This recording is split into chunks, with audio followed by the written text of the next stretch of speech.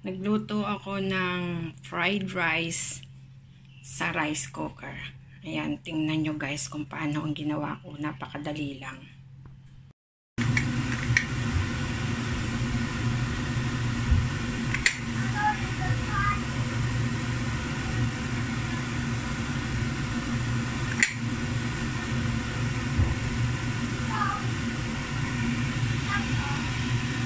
Ayan, ready to serve na yan.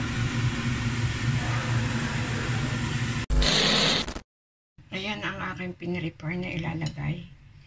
Ito yung bell pepper na kulay pula, green, yellow, yung pressed na mushroom, tomato. Ito yung big onion, yellow onion yan pero white onion ang tawag ko, carrots, parsley, tsaka onion. Ito yung onion, ito yung tangkay at saka dahon. Tapos maling. Ito medyo malaki ang pagkakahiwa nito ng konti.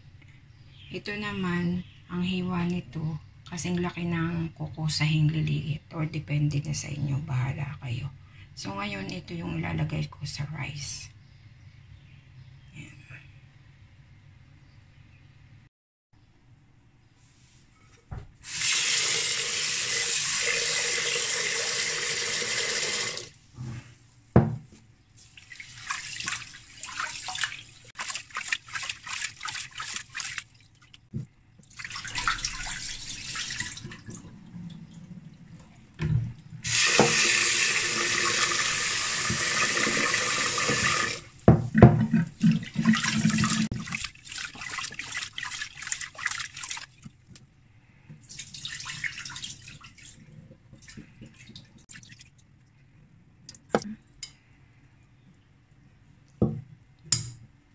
So, ito yung rice.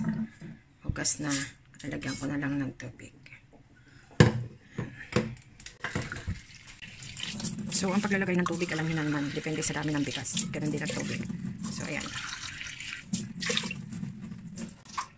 Yan, nilalagay ko na sa rice cooker. Ganyan.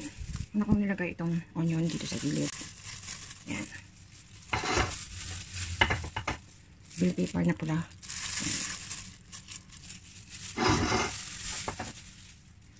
Bell pepper na green.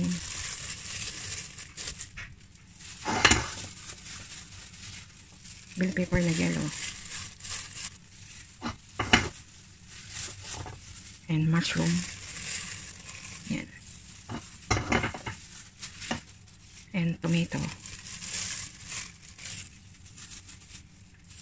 And then carrot. And ham. Sa gitna.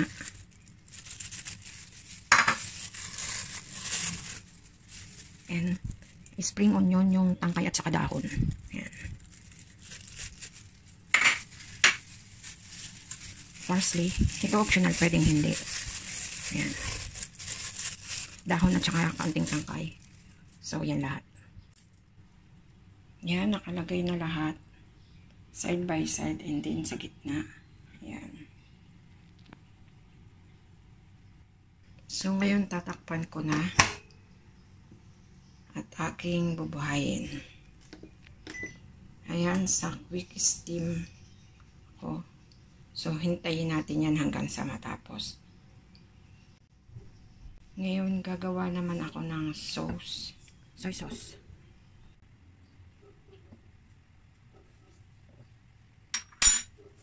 Oyster sauce. Salt. Sugar. White pepper.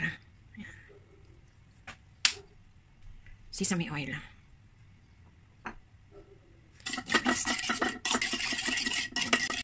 Ayan, na-mix na nga yung sauce.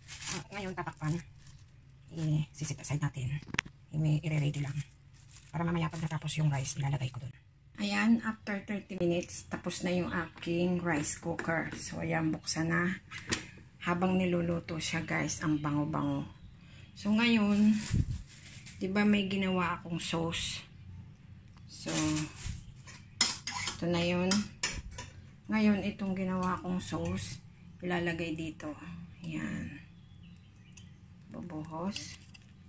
Yan, lahat. Dahil ang rice cooker ko, guys, ang tagal lang yan ay 30 minutes. Luto ng sinaing. Yan yung quick. Ngayon, nailagay ko na yung sauce sa haluin. Haluin lang. Yan.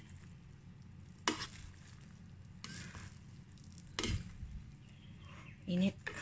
Yan, halo lang. Teka.